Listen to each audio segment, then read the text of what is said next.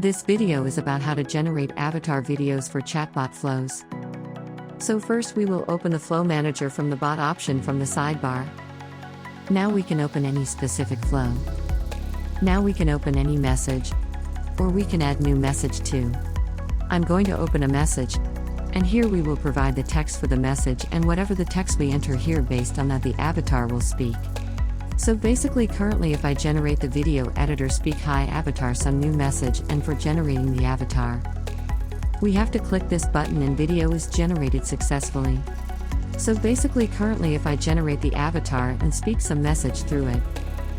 And for generating the avatar, we have to click this button and video is generated successfully. And also whenever we update the text. And if you want avatar to speak the updated text, we have to regenerate the avatar videos anytime.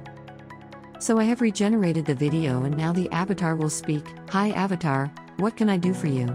Now we have to save it. Now if you open that flow.